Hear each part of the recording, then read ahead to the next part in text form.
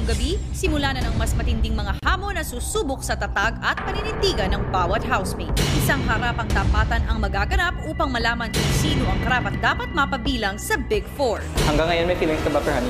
Yes. Kahit alam mong may girlfriend siya? I'm the distraction and I'm the mistake, so I accept that. Why do you sugarcoat what you say? You confused us and kind of led her on and made her think you liked her. Yeah. Ba't di niya sabihin ngayon sa mga naloob niya sa'yo? Oo nga eh. Dahil sa totoo lang, feeling ko hindi niyo ako kinikilala bilang tao. Simulan na natin ang kwentuhan sa huling linggo ng first batch ng adult housemates dito sa PBB 8. Matapos ang eviction night, Hala! Oh yeah! Oh yeah! Proud of you! Sobrang saya. Ang saya ko kasi kasama ako dito sa mga taong to. That means I'm also worth something. I'm also as strong as them. Sobrang proud na proud po ako, kuya. I'm still here.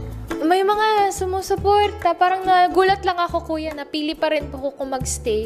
Kaya pa. Pwede mo pang mapatunayan palalo. And madami pang naniniwala sa'yo. So, mas na-encourage ako. It feels like I've already won. I've already won. Masaya. Still, I can stay in this house and then I have a chance become Big Four. It's okay! Amazing! Anim na lang na housemates ang natitira sa loob ng bahay ni Kuya. Pero sa Miyerkules ay malalaman na natin ang 3 housemates na makakasama ni Yam Yam sa Big Four. Mga kapamilya, nasa kamay niyo po ang kapalaran ng ating mga housemates na sina Andre, Lou, Fumia, Shontel at Thea. Dahil bukas pa rin ang linya ng botohan, kaya naman suportahan nyo at iboto nyo na ang inyong pambato. What's up, Philippines? And what's up, netizens? Bago pa man ang 8th eviction night, ay humingi na ng tulong si Kuya sa house challengers at ex-housemates para isagawa ang harapang tapatan. Matapos basahin ang opinyon ng taong bayan sa social media, agad inumpisahan ng house challengers ang paghahanda ng matitinding katanungan para sa mga housemates. At layunin ng tapatan na ito na makilatis kung sino nga bang housemates ang nagpapakatotoo at karapat-dapat mapabilang sa Big Four. Ang buong kwento, narito, panoorin nating lahat. Sa confession room, pinatawag ni Kuya si Shontel na siyang unang sasalang sa harapang tapatan. Shontel, Yes, kuya? ngayong araw, dadaan ka sa isang hamon ng magpapakatotoo. Sa aking hudyat ay pupunta ka sa activity area at tatayo ka sa podium sa harapan ng isang red button. Doon ay makakatanggap ka ng iba't ibang klaseng tanong. At kailangan mong sagutin ito ng totoo. Matapos kausapin ni Kuya, dumiretso na sa activity area si Shontel.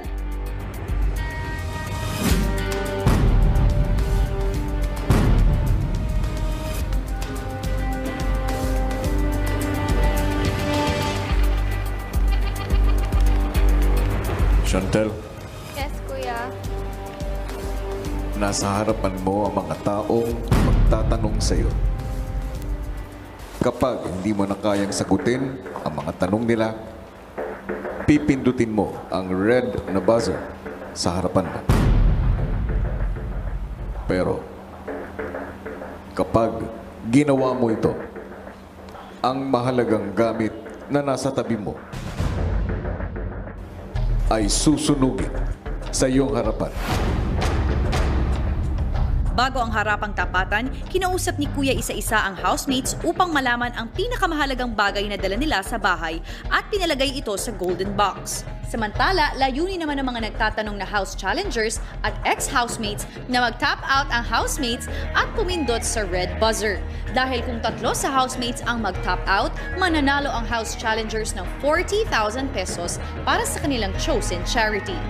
Ilang sandali pa pinaliwanag ni Shontel ang halaga ng gamit na nasa tabi nito. Itong sing-sing na to, my mom gave it to me. It means a lot. Kasi ang advice ng mommy ko, every time I look at this one, her advice to me is to never change your heart, no matter what. So I always remember my mom. Ang ring box ay ilagay sa loob ng kahon na brown dyan sa kanan mo.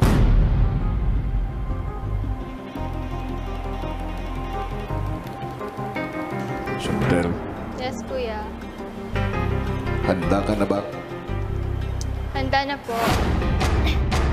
Noong una po, medyo kinakabahan ako. Yung presence ng bawat isa na nandun, may kailangan silang gawin, may gusto silang malaman.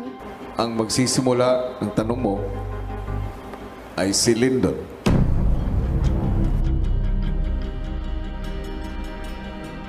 Chantel, totoo nga ba na ikaw ang pinakamahina sa lahat ng mga housemates at pabigat ka lang sa bahay ni Kuya? Kaya naman, ikaw lagi ang pinagkakasunduan ng lahat na ibalik sa camp. Kung sa mata ng ibang tao, mahina ako.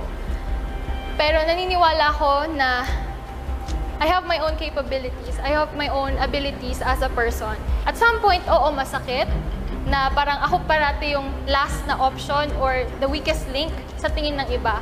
Pero I still believe na I know what I can still do. Kung hindi ikaw yung pinakamahina, sino yung totoong pinakamahina sa team bahay? Na-accept ko na kasi na ako yung weakest eh. Kasi all throughout, to be honest, nakita ko nga, ako nga yung weakest. Ikaw nga yung weakest. Akala ko ba kanina sabi mo hindi? Hindi mo kinukonsider na ikaw. Bakit ngayon ikaw na naman ang pinakamahina? Takot ka ba sa mga kasama mo? Hindi naman sa takot, pero aminado nga ako. Na? I am weak. Ayaw mo bang Hindi. maging masama sa mata ng mga or paningin ng mga ibang housemates? Kaya ka nagbait-baitan? Hindi Yes, ako yun ang nagbait-baitan. My character is really who I am right now. I'm getting to know the weakness that I have, and I'm actually learning from it. Sunod namang nagbigay ng mahirap na katanungan si Kin. Napanindigan mo ba talaga na layuan si Honey? Hindi.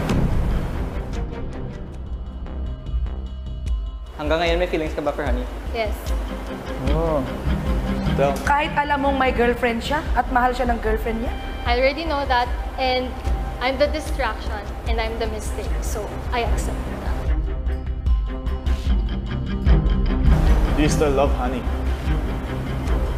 That love thing, maybe I did regret that the very first time I did say that. Do you still love him or not? Yes or no? Yes or no? Let the truth fight, yes. Kahit Yes. masasaktan ang Yes. girlfriend ni Honey? Aminado ko, I'm the wrong person. Aagawin mo ba ang si Honey sa girlfriend niya? No. Kasi kung ano man ang decision niya, I would respect that. And I already know that. Sinabi mong love mo si Honey or like si Honey. Okay lang ba sa'yo na tatawagin kang malandi? I got that already. I mean, narinig ko na yung words na yan. Ano ang message mo para sa girlfriend ni Honey? Ang message ko sa girlfriend ni Honey, I'm very sorry.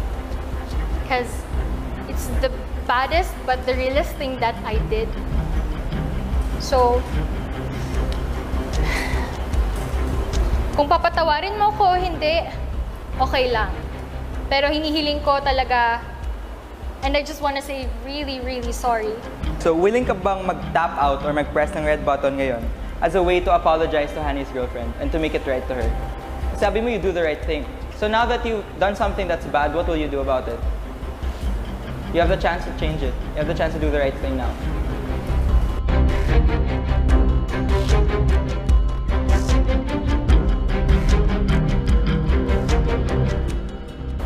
I'm here, I'm not gonna press this button because of that ring. That ring is much important than anything Dan, else. sorry?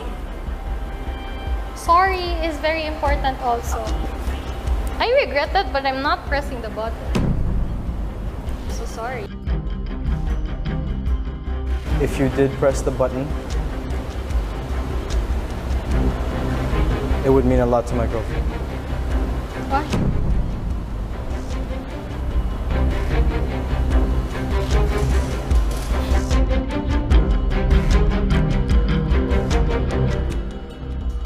It's up to you, Chantel. It's you who shows your character here. You can show that by pressing the button, your apology is sincere or not. But if you don't press that button, you know the consequences. I'd rather face the consequences. willing to. I'm not pressing the button.